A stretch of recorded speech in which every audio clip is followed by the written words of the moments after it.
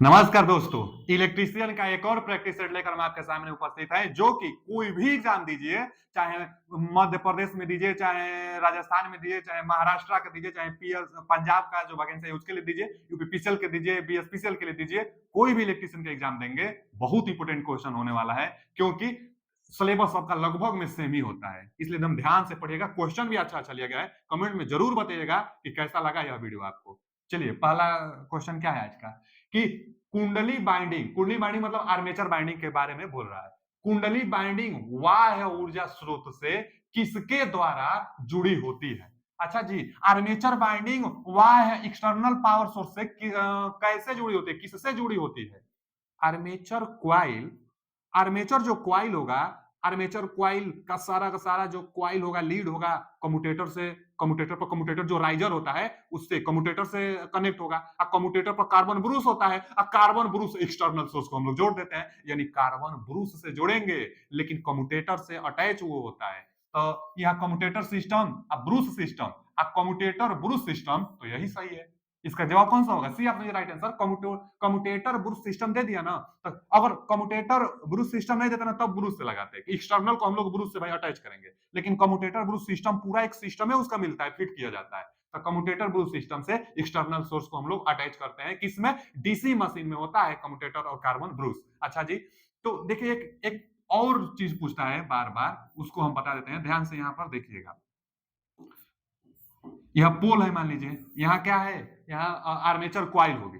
अच्छा, armature coil है, ठीक, आर्मेचर क्वाइल है बचा। आर्मेचर यहाँ पर तो फील्ड बाइंडिंग होगी, फील्ड बाइंडिंग होगी। अच्छा, फील्ड बाइंडिंग से क्या होगा? मैग्नेटिक फील्ड लाइंस बनेगा, मैग्नेटिक फील्ड लाइंस बनेगा, मैग्नेटिक फील्ड लाइंस बनेगा ना। तो मैग्नेटिक फील्ड लाइंस एक बनेगी, तो स्टार्टिंग में क्या होता है कि दो एक काल्पनिक रेखा मानी जाती है, दो काल्पनिक रेखा, एक को कहते हैं जीएनए और एक को कहते हैं एमएनए। जीएनए एंड एक और होता है एम एन ए। इसका फुल फॉर्म क्या होता है? ज्योमेट्रिकल न्यूट्रल एक्सिस और एक मैग्नेटिक न्यूट्रल एक्सिस। अच्छा, स्टार्टिंग में अगर डीसी मशीन आर्मेचर रिएक्शन हो जाता है, अगर आर्मेचर रिएक्शन नहीं होता है तो जीएनए और एमएनए एक ही एक्सिस पर होते हैं, जिसको क्वाड्रेचर एक्सिस कहते हैं। जो क्वाड्रेचर एक्सिस होता है ना, एकदम परपेंडिकुलर होता है, तो क्वाड्रेचर एक्सिस कहते हैं। अच्छा, कार्बन ब्रूस यहीं पर होता है, कार्बन ब्रूस यहीं पर होता है। जब आर्मेचर रिएक्शन नहीं है तो कार्बन ब्रूस यहीं पर होगा, अच्छा काम करेगी डीसी मशीन। लेकिन बचा एक, आप जानते होंगे ना कि डीसी मशीन में आर्मेचर रिएक्शन आ जाता है। आर्मेचर रिएक्शन जैसे हम बना रहे हैं यहाँ पर क्रॉस मैग्नेटाइज के लिए, ठीक, क्रॉस मैग्नेटाइज के लिए मान लीजिए कि यह पोल होगा ना, यह पोल होगा जी, ठीक है, यह पोल है, यहाँ पर फील्ड बाइंडिंग होगी। अच्छा, जो फील्ड बाइंडिंग होगी क्रॉस मैग्नेटाइजिंग में क्या होता है कि कहीं लीडिंग पोल पर डीमैग्नेटाइज और लैगिंग पोल पर मैग्नेटाइज हो जाती है। तो यह मैग्नेट इधर मैग्नेटाइज मतलब फ्लक्स का मान इधर ज्यादा हो जाएगा, नीचे ज्यादा हो जाएगा, इधर फ्लक्स का मान ज्यादा हो जाएगा। तो जो जो मैग्नेटिक फील्ड लाइंस है वह क्या हो गया? वह क्रॉस मैग्नेटाइज हो गया ना। तो क्रॉस जो मैग्नेटाइज हो गया मैग्नेटिक फील्ड लाइंस, तो जो ये होता है ना एमएनए, मैग्नेटिक न्यूट्रल एक्सिस, यह हमेशा इसके लंबवत होगा। तो यह पहले तो सोज था तो इसके लंबवत है भैया एमएनए, लेकिन यह क्रॉस मैग्नेटाइज जब हुआ है तो क्रॉस मैग्नेटाइज होने के कारण अब इसके लंबवत थोड़ा इधर शिफ्ट होगा। क्या चीज? MNA, magnetic neutral axis field binding के हमेशा लंबवत होता है। अच्छा, यह क्यों हुआ? क्योंकि आर्मेचर रिएक्शन आया, क्रॉस मैग्नेटाइजिंग इफेक्ट आया, आर्मेचर रिएक्शन के कारण एमएनए शिफ्ट हो गया। लेकिन जीएनए नहीं चेंज होता है, जीएनए हमेशा यही क्वाड्रेटर एक्सिस पर ही होता है। यह क्या है? जीएनए है। जीएनए का फुल फॉर्म पूछता है, जीएनए का फुल फॉर्म क्या होगा बच्चा? तो जीएनए का फुल फॉर्म होगा ज्योमेट्रिकल न्यूट्रल एक्सिस। तो geometrical neutral axis, magnetic neutral axis, यानी देखने से क्या पता चला कि मैग्नेटिक न्यूट्रल एक्सिस कुछ एंगल पर शिफ्ट हो जाता है, लगभग मैक्सिमम 2 से 8 एंगल तक शिफ्ट हो जाता है एमएनए। तो MNA magnetic neutral axis shift हो जाता है। अब रही बात कार्बन ब्रूस कहां होता है, तो जब आर्मेचर रिएक्शन नहीं है कार्बन ब्रूस, आप जीएनए कहिए चाहे एमएनए कहिए, उसी पर होता है। लेकिन आर्मेचर कार्बन ब्रूस यहां था, अब कार्बन ब्रूस को एमएनए पर आप शिफ्ट कर देंगे तो फिर आर्मेचर रिएक्शन समाप्त होगा। तो आर्मेचर रिएक्शन समाप्त करने के लिए कार्बन ब्रूस को एमएनए पर शिफ्ट किया जाता है। तो पूछ लेगा, क्वेश्चन हमसे में ऐसा ही बनेगा कि आर्मेचर रिएक्शन समाप्त करने के लिए कार्बन ब्रूस को कहां रखा जाता है? तो कार्बन ब्रूस को एमएनए पर रखा जाता है। कई बार पूछ चुका है यह क्वेश्चन कार्बन ब्रूस एमएनए पर रखा जाता है, किस लिए? आर्मेचर रिएक्शन को समाप्त करने के लिए। लगभग कितना एंगल बनता है? तो 2 से 8 डिग्री तक लगभग में एंगल बन जाता है। तो जीएनए एमएनए का फुल फॉर्म पूछ लेगा, किस पर कार्बन ब्रूस रहता है, यहां से पूछ लेता है। बाकी वाई सोर्स से जुड़ेंगे तो यही कार्बन ब्रूस से ही आप एक्सटर्नल सोर्स को आप जोड़ेंगे, जो कि कार्बन ब्रूस कम्यूटेटर पर स्थित होता है। चलिए आगे चलते हैं। सी ऑप्शन इसका सही जवाब है। अगला क्वेश्चन क्या है कि विद्युत धारा ट्रांसफार्मर के बारे में निम्न में से कौन सा कथन सच है? करंट ट्रांसफार्मर से रिलेटेड पूछा है। करंट ट्रांसफार्मर से क्वेश्चन पूछा हुआ है।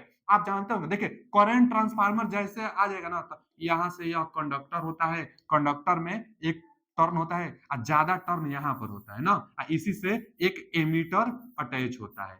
अच्छा जी, अगर एक टर्न कंडक्टर एक टर्न का काम करेगा और यहाँ पर ज्यादा टर्न, यानी जो करंट ट्रांसफार्मर होता है स्टेप अप ट्रांसफार्मर, देखिए ना सेकेंडरी साइड में ज्यादा टर्न होगा और सेकेंडरी साइड एक एक एमीटर से, यह लो रेंज का एमीटर होता है, यह लो रेंज का एमीटर होता है, तो सेकेंडरी साइड को हमेशा शॉर्ट सर्किट करके रखा जाता है। करंट ट्रांसफार्मर में सेकेंडरी साइड को हमेशा शॉर्ट सर्किट करके रखा जाता है लो रेंज के एमीटर के साथ। अच्छा जी, तो सेकेंडरी साइड में टर्न ज्यादा है, इसलिए जो सीटी होता है करंट ट्रांसफार्मर एक स्टेप अप ट्रांसफार्मर होता है, यह एक स्टेप अप। अच्छा, यह इंस्ट्रूमेंट ट्रांसफार्मर के अंतर्गत आता है। इंस्ट्रूमेंट ट्रांसफार्मर दो प्रकार का, पोटेंशियल ट्रांसफार्मर और करंट ट्रांसफार्मर। तो यह current transformer step up transformer होता है, सेकेंडरी साइड को हमेशा शॉर्ट सर्किट करके रखा जाता है। शॉर्ट सर्किट करके नहीं रखेंगे तो इंसुलेशन प्रॉब्लम के कारण हाई वोल्टेज बनेगी, आर्क बन जाएगी, और आर्क से क्या हो जाएगा कि वहां आर्क लग जाएगी ना, तो खतरा होगा, इसलिए हमेशा इसको शॉर्ट सर्किट करेंगे। अब क्वेश्चन यही है यहाँ पर करंट ट्रांसफार्मर से कि इसके बारे में क्या सही है, दिया है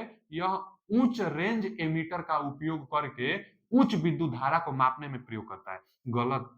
गलत किस लिए? उच्च विद्युत धारा को मापेगा, ये तो बात सही है, लेकिन उच्च रेंज का एमीटर बोल दिया है, गलत है। बच्चा, जो एमीटर होता है ना, यह बहुत लो रेंज का होता है। यह सीटी का काम क्या होता है? 1000 एम्पियर को 5 एम्पियर में कन्वर्ट करना, यानी यह एमीटर आपको शो करेगा 5 एम्पियर और वायर में करंट जाएगी 1000 एम्पियर, तो 1000 रेशियो 5 कर दिया, 1000 को 5 एम्पियर में, तो लो रेंज का एमीटर होना चाहिए ना, शॉर्ट सर्किट में होना चाहिए लो रेंज का। तो यहाँ उच्च रेंज का एमीटर गलत बोला है। अगला पढ़ लेते हैं कि यह कम रेंज एमीटर का उपयोग करके उच्च विद्युत धारा को मापने में प्रयोग करते हैं, तो एकदम सही बोला है, बी ऑप्शन। उच्च विद्युत धारा को मेजर करने के लिए सीटी का प्रयोग किया जाता है, इसका B option is right answer. आगे पढ़ लेंगे, सब गलत दिया है।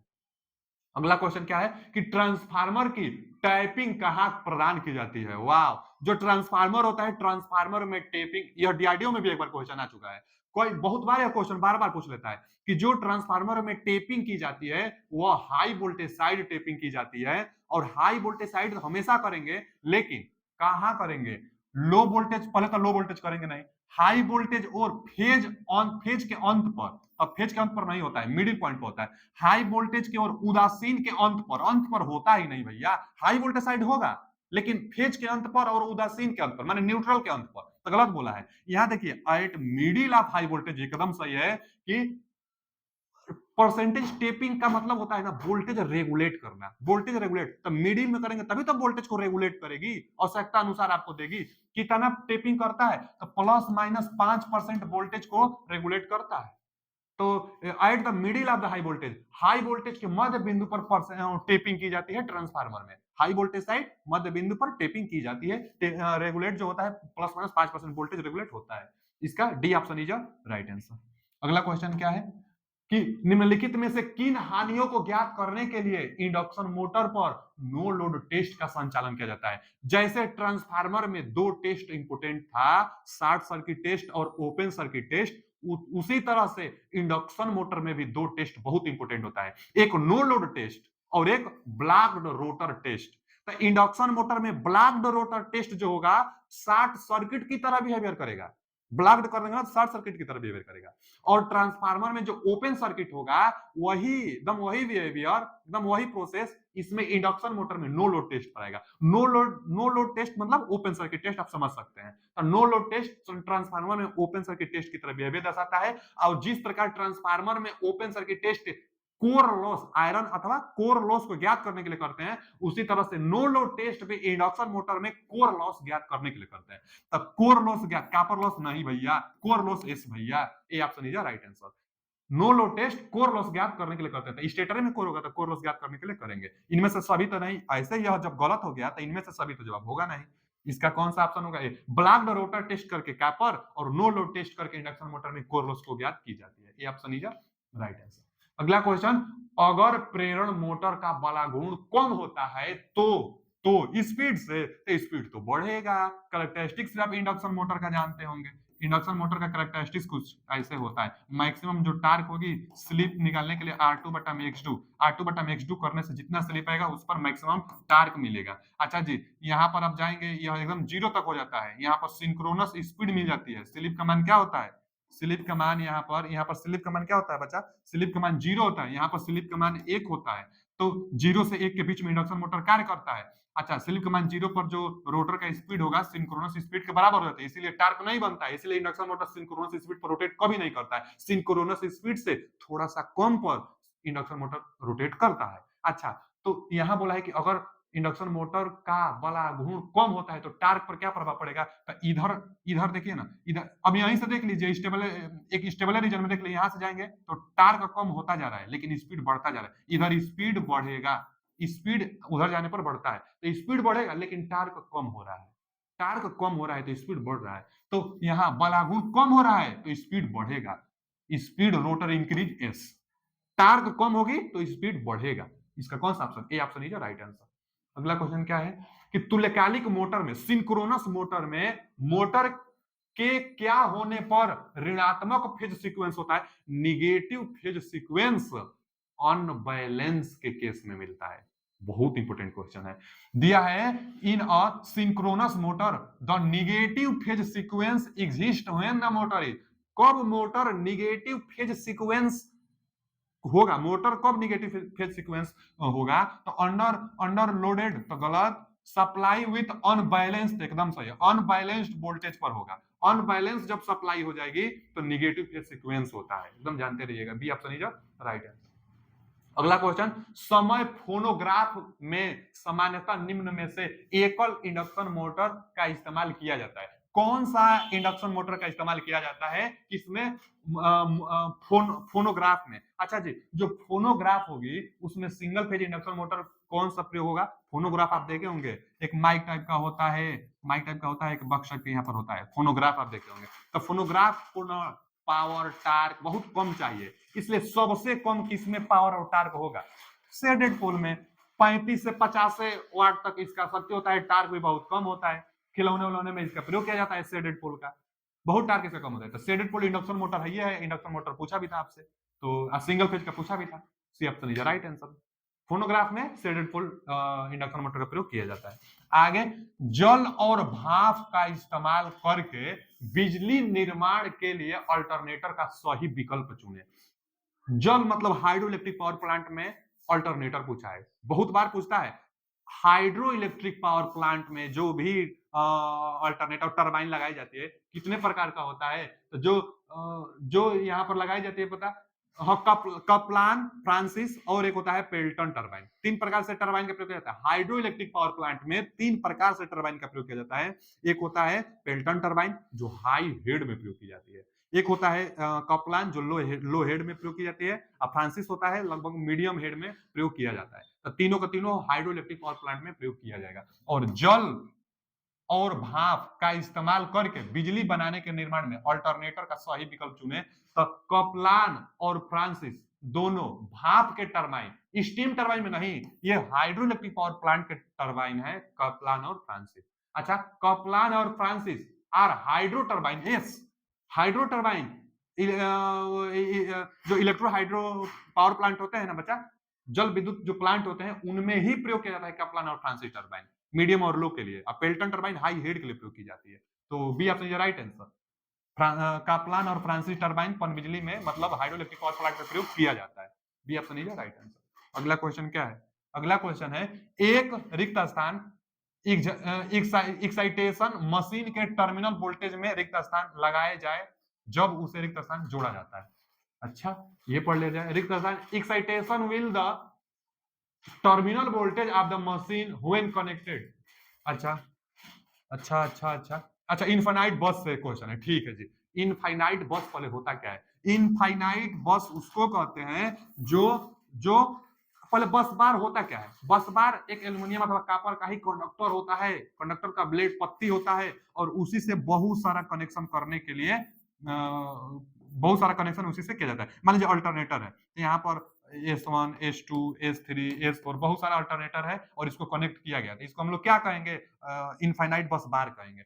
इनफाइनाइट जो बस बार होती है जिससे बहुत ज्यादा लोड को हम लोग कनेक्टेड कर देंगे अथवा अल्टरनेटर को बहुत ज्यादा कनेक्टेड कर देंगे, उसी को इनफाइनाइट बस बार कहेंगे। अच्छा जी, इनफाइनाइट जो बस बार होगी इसका मतलब इसका वोल्टेज होगा कांस्टेंट होगा, तभी तो बहुत सारा कनेक्टेड कर दिया जा रहा है एक समान। आप जानते होंगे वो पैरेलल ऑपरेशन भी जानते होंगे, पैरेलल ऑपरेशन तभी किया जाता है जब वोल्टेज एक समान होता है। अब बहुत सारा अल्टरनेटर पैरेलल में आप कनेक्ट कर रहे हैं, इसका मतलब जो बस बार होगा उसका वोल्टेज कांस्टेंट होगा। एक्साइटेशन इधर उधर भी करेंगे लेकिन वोल्टेज कांस्टेंट रहेगा एकदम सेम। इनफाइनाइट बस बार से देखिए ना विकल्प में दिया है, अब पढ़ा जाए। क्वेश्चन क्या है? क्वेश्चन को पढ़ लिया जाए। क्वेश्चन है कि रिक्त स्थान एक्साइटेशन विल बी, तो अगर एक्साइटेशन चेंज भी करेंगे, पहला ही ऑप्शन दिया है कि variable excitation will not change the terminal voltage. हम यही तो बताएं कि टर्मिनल वोल्टेज चेंज नहीं होता, एकदम पहला ही ऑप्शन बैठ रहा है कि वेरिएबल एक्साइटेशन करने पर भी not change the terminal voltage of the machine when the connected to infinite bus. एकदम सही है पहला ऑप्शन। इनफाइनाइट बस अगर होगा, कनेक्टेड होगा इनफाइनाइट बस से, तो जो टर्मिनल वोल्टेज होगी वह चेंज नहीं होगा। अगर एक्साइटेशन आप चेंज करते हैं तो भी चेंज नहीं होगा। एकदम पहला ऑप्शन एकदम सही है।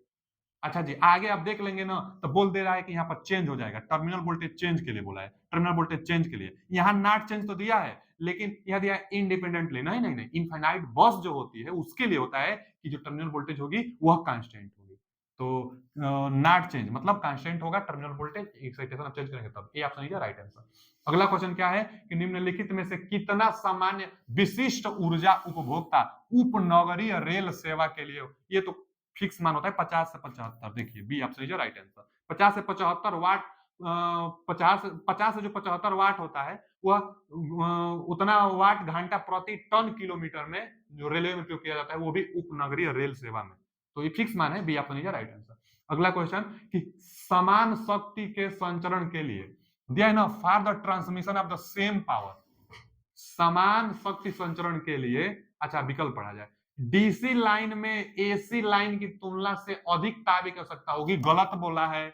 डीसी लाइन में कोरोना इफेक्ट, स्किन इफेक्ट ये सब नहीं होता है, इसलिए पतला वायर से डीसी में हाई अमाउंट में करंट प्रोवाइड की जाती है, जबकि अगर एसी का प्रयोग करेंगे तो थोड़ा मोटा वायर का प्रयोग करना पड़ेगा। क्यों? क्योंकि एसी में पूरा सरफेस से धारा नहीं प्रवाहित होता है, स्किन इफेक्ट होता है ना उसमें, बीच में से करंट नहीं फ्लो होगा, केवल सरफेस से ही करंट फ्लो होगी। इसलिए तो बंडल कंडक्टर का बहुत ज्यादा प्रयोग हम लोग भी करते हैं। तो यहाँ बोल रहा है कि डीसी लाइन में एसी लाइन की तुलना में अधिक ताप की आवश्यकता होगा, गलत बोला है ना, डीसी में कम होगा क्योंकि डीसी में हानि कम होता है, कोरोना स्किन इफेक्ट सब नहीं होता है। अब यहाँ दिया है कि एसी लाइन में डीसी लाइन की तुलना में अधिक ताप की आवश्यकता होगी, तो ये सही बोला है। एसी लाइन में डीसी की अपेक्षा ज्यादा कॉपर वायर का आवश्यकता होता है। क्यों? क्योंकि लॉसेस एसी में ज्यादा होता है, स्किन इफेक्ट होता है इसलिए, कोरोना इफेक्ट होता है इसलिए। तो B option is right answer. अगला क्वेश्चन क्या है कि किसी कारण से संचरण लाइन में बिना किसी भार के धारा प्रवाहित होती है। अच्छा, कोई ट्रांसमिशन लाइन है, अब बिना लोड से भी धारा प्रवाहित होने लग रही है, किसके कारण? तो कैपेसिटिव इफेक्ट के कारण। कोरोना इफेक्ट गलत है, कैपेसिटेंस ऑफ द लाइन ये भी सही है। कैपेसिटेंस ऑफ द लाइन, इस बंडल जो कंडक्टर होता है उसमें कैपेसिटेंस बन जाता है, बंडल कंडक्टर में कैपेसिटेंस बन जाते हैं। कैपेसिटेंस होता क्या है भैया? दो कंडक्टर होगा, बीच में इंसुलेटिंग मटेरियल होगी तो वही तो कैपेसिटेंस बनेगा। कैपेसिटेंस के कारण लाइन करंट आ जाती है, कैपेसिटेंस करंट आ जाती है, सर्कुलेटिंग करंट भी कहते हैं उसको। तो करंट सर्कुलेटिंग करंट आ जाती है, कैपेसिटेंस करंट आ जाती है, इसलिए नो लोड पर भी करंट प्रवाहित होती रहती है। तो ट्रांसमिशन लाइन में कुछ करंट प्रवाहित होती है, किसके कारण? Capacitance of the line, capacitance के कारण। B option is right answer. अगला क्वेश्चन क्या है कि फ्यूज हमेशा उन मिश्र धातु और धातुओं से बने होते हैं। अच्छा, किससे बना होता है? तो जानते हैं लेड प्लस टिन से फ्यूज का वायर बनाई जाती है लो के लिए, और हाई रेटिंग की होगी तो कॉपर से बनाई जाती है, कॉपर और एल्यूमिनियम से हाई रेटिंग में बनाई जाती है यहाँ। अच्छा जी, उसका करेक्टरिस्टिक्स से पूछा है क्वेश्चन। तो ये भी जानते हैं कि जो फ्यूज होता है इस सीरीज में प्रयोग की जाती है, इसका मेल्टिंग पॉइंट कम होना चाहिए, रेजिस्टेंस हाई होना चाहिए। तो फ्यूज का रेजिस्टेंस हाई और मेल्टिंग पॉइंट कम होना चाहिए, गलत। Resistance high and low melting point, B option is right answer. लेकिन कहीं कहीं पर देखने को मिलता होगा कि मेल्टिंग पॉइंट तो लो हमेशा देगा, तभी तो गल जाएगा, ज्यादा करंट आएगी तो गल जाएगा। लेकिन कहीं कहीं पर देखने को मिलता है कि low resistance and low melting point भी ट्रिक लगवा देता है। तो आप ये हम आपको छोड़ते हैं, आप बताइएगा कि इसका जवाब क्या होगा। लेकिन ज्यादातर एग्जाम में इसका जवाब बी ऑप्शन सही माना जाता है। यह इतना बार क्वेश्चन आ चुका है ना अलग अलग एग्जाम में, जैसे यूपीपीसीएल एग्जाम में भी इसको बी ही मानता है। कभी कभी रेलवे वाला एक जो एग्जाम होता है उसको सी मान लिया था एक बार। तो क्या होगा आप कमेंट करके बताइएगा, हम इंतजार करेंगे आपके कमेंट का। हमारे हिसाब से बी होगा, क्योंकि बहुत सारा एग्जाम में, चाहे बीएसपीसीएल में भी हो, चाहे यूपीपीसीएल में हो, चाहे महाराष्ट्र में हो, कोई बहुत सारे एग्जाम में आया है, उसका जवाब बी माना गया है। रेलवे में आया है उसके लिए जवाब सी माना गया है। आप बताइएगा, B option is right answer इसका। और होना भी चाहिए high resistance low melting point.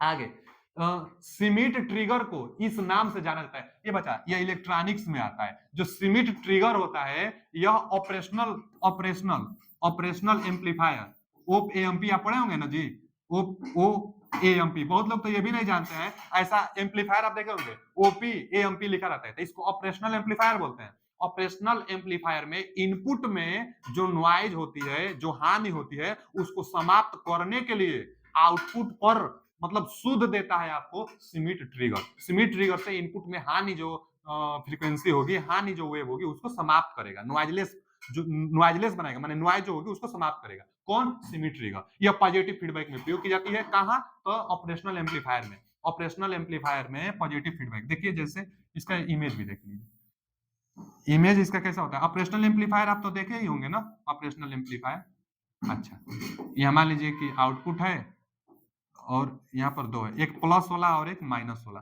तो जो प्लस वाला होता है ना, इसी से एक रेजिस्टेंस के जरिए यहाँ जोड़ देते हैं। तो यही यहाँ जोड़ा गया है ना, यही क्या कहलाएगा? सिमिट ट्रिगर कहलाएगा। ये आर है तो सिमिट ट्रिगर से जोड़ा गया है। सिमिट ट्रिगर, सिमिट ट्रिगर क्या होगा? इनपुट में यह पहले तो पॉजिटिव फीडबैक होता है, और पॉजिटिव फीडबैक होता है, इसका जो गेन होता है एक से ज्यादा होता है, और क्या कहता है इनपुट में जो हानि होगी उसको दूर करेगा आउटपुट में, और स्क्वायर वेव उत्पन्न करता है। सिमिट ट्रिगर स्क्वायर वेव उत्पन्न कराता है।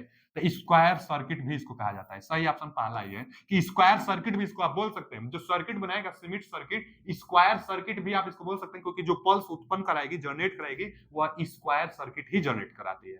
तो ये ऑप्शन इज राइट आंसर। अगला क्वेश्चन क्या है बच्चा कि कौन सा लैंप पृथक चोक नहीं रखता है? कौन सा लैंप है जिसका चोक अलग नहीं होता है? तो इसका चोक अलग नहीं होता है। सोडियम वेपर लैंप में अलग नहीं होता है, ये तो सही है। फ्लोरोसेंट लैंप में अलग से चोक लगाई जाती है, ये गलत है। मरकरी वेपर लैंप में, मरकरी वेपर लैंप में भी उसी में चोक होता है, तो ये भी सही है। यानी चोक अलग नहीं होता है, तो दोनों में चोक अलग नहीं होता। पहला और तीसरा, पहला और तीसरा, पहला और दूसरा, दूसरा और तीसरा। तो पहला ही तब लगाइए केवल, देखिए फंसा देता है क्वेश्चन।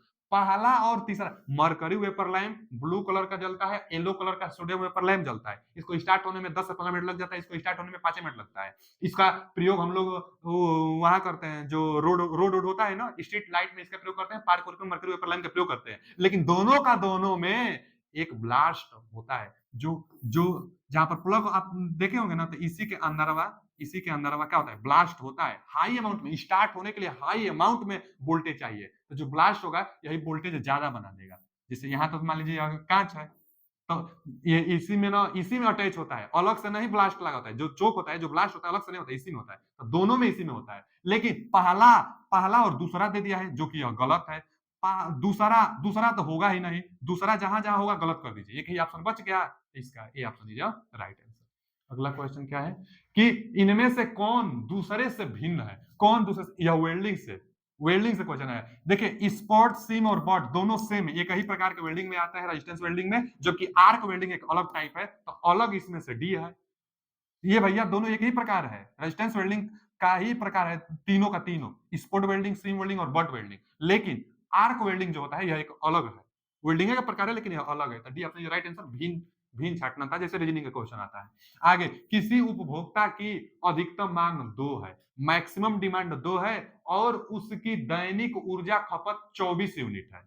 एक दिन की ऊर्जा खपत 24 यूनिट है। अगर साल भर की मानेंगे तो कोई बात नहीं, साल का गुणा करना पड़ेगा। दैनिक मतलब एक दिन के लिए होता है, तो दैनिक ऊर्जा खपत 24 यूनिट है। तो भार गुणांक बताइए। लोड फैक्टर पूछा है बच्चा, लोड फैक्टर पूछा है आपसे। और लोड फैक्टर के लिए फॉर्मूला क्या होता है? पहले तो लोड फैक्टर का मान निकालने के लिए एवरेज लोड, लोड फैक्टर 1 से कम आता है, और एवरेज लोड बटा में मैक्सिमम डिमांड, इसका फॉर्मूला होता है। तो मैक्सिमम डिमांड दिया है 2, तो रख दीजिए। अच्छा, परसेंटेज में पूछा है ना, कितना परसेंटेज होगा, ये सब परसेंटेज में है, तो परसेंटेज के लिए गुणे 100 से आप गुणा भी करिए। चलिए मान भर दिया जाए। मान जब आप भरेंगे बच्चा तो क्या होगा, देखिए यहाँ भरिए मान। एवरेज, एवरेज चाहिए, एवरेज तो दिया नहीं है तो निकाल लेंगे ना। एवरेज क्या होता है, यह दैनिक ऊर्जा 24 यूनिट है, तो 24 यूनिट एक दिन की ऊर्जा है। एवरेज निकालने के लिए टोटल समय से भाग देंगे, टोटल व्यय हुई ऊर्जा बटा में टोटल टाइम। अगर साल भर के लिए आप निकालेंगे ना एवरेज, तो 365 साल भर के लिए गुणा करेंगे, और साल भर में समय 8760 घंटा होता है। ये भी याद कर लीजिए, एक साल में कितना घंटा, 8760 घंटा। तो अब एवरेज निकलेगा, लेकिन हम साल भर के लिए नहीं निकालेंगे, हम एक दिन के लिए ही एवरेज निकाल लेंगे। तो एक दिन में व्यय ऊर्जा इतना, और एक दिन में टाइम कितना, तो 24 घंटा। एक दिन में 24 घंटा, एक दिन में व्यय ऊर्जा 24। या एवरेज, एवरेज निकल कर आएगा 1, एवरेज निकल कर आएगा 1, तो एवरेज वैल्यू की जगह पर 1। चाहे आप डायरेक्ट कैलकुलेशन भी कर दीजिए कि 24 यूनिट अब बटा में हम 24 से भाग देंगे, तो एवरेज अब बटा में मैक्सिमम डिमांड 2 भी है, मैक्सिमम डिमांड 2 है। एवरेज के लिए 24 बटा में 24, 24 व्यय ऊर्जा टोटल टाइम, एवरेज निकल गया, मैक्सिमम डिमांड 2 है, भाग दे दिए, और गुणे 100 से गुणा कर देंगे परसेंटेज के लिए। 24 से 24 कट जाएगा, 2 से उसको घटाएंगे, 50% आएगा। 50%, C option is right answer. इसका कौन सा जवाब, सी ऑप्शन। 50% होगा, कितना प्रतिशत होगा, तो 50%। आज के लिए इतना ही, मिलते हैं अगले वीडियो में। वीडियो कैसा लगा कमेंट करके जरूर बताइए, क्वेश्चन कैसा था जरूर अपना फीडबैक दीजिएगा। वीडियो अच्छा लगा लाइक जरूर करेगा। पीडीएफ पाने के लिए मोरिया टेक्निकल से ज्वाइन हो जाइए। Thank you.